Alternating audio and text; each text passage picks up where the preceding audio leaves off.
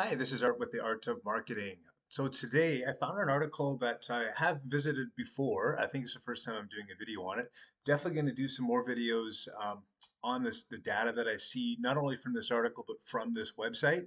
And so I'll definitely include a link in the description here as well. But yeah, we'll be coming back to this, to BrightLocal. I do use them quite a lot in terms of finding, what's new and learning. And so every year they do a local consumer review survey. I think they go back like 10 years now in terms of data, or even maybe even longer. I think I've stumbled across them back in 2017. So I find it really interesting just to see the different trends of what makes people, a consumer, decide on who to call when they're looking for a local business. So I'm going to just touch on a couple points that I've found. Yeah, this flow chart right here. So, like every year, Google is definitely the most used platform for reviews. That's where consumers tend to go to look at reviews as well as write reviews for local businesses. So that hasn't changed. The percentages of how many people write reviews and use Google kind of go up and down a little bit, but they definitely dominate. I think everyone kind of understands that for sure. Um, but one thing that's interesting just to kind of note here is 36% of consumers watch video content of businesses posting their products and services. So, video is something, and I didn't know this percentage, but it does back up a lot of what I tell my clients is make video, get video. So much of it is, stickiness for the website. There's so much benefit for making video.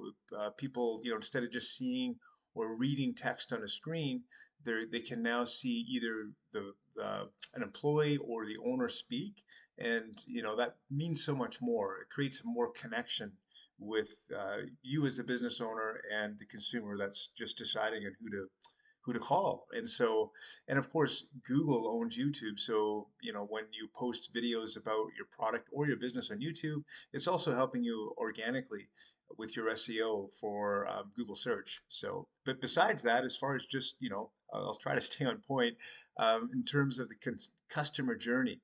They're looking for a business to call and they're reading the reviews in Google, but now they're also looking for video content. They're trying to see, other things they're interested in as far as why should I call this business? They've got great reviews. What are some of the things businesses can do to keep them on the website and make them choose them? And you can see the flow here. 36% again are looking for video content that businesses post about the products and services. 31% watch video content of everyday people talking about local businesses. That's interesting too. This, I'm sure, depends on the industry. There's not going to be a lot of video content that other people are doing for other, local businesses. But it's still an interesting stat to take a look at.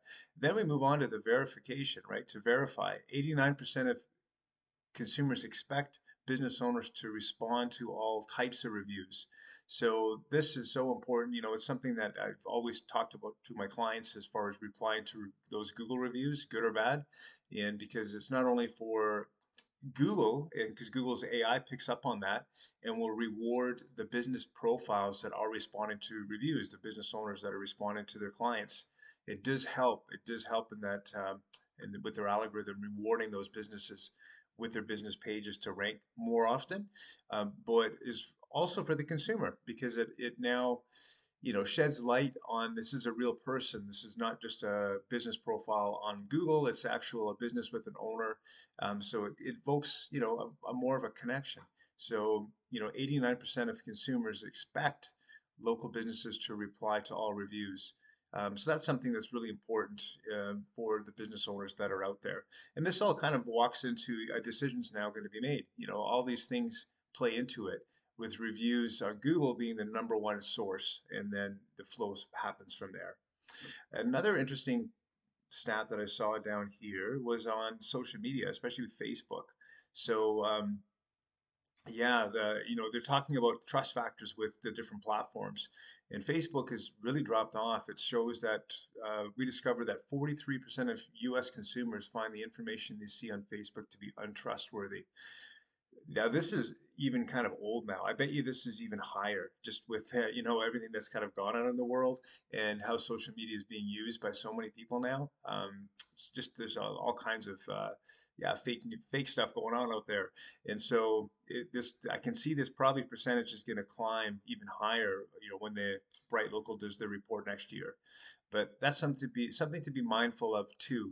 Where do you tell your business owners, or if you are a business owner watching this, where do you want to pay attention or spend time and effort and energy in terms of cultivating your online reputation? And it has been Google for a long time now with Google reviews, and it still is. So that's where you want to, focus on getting your clients to write reviews.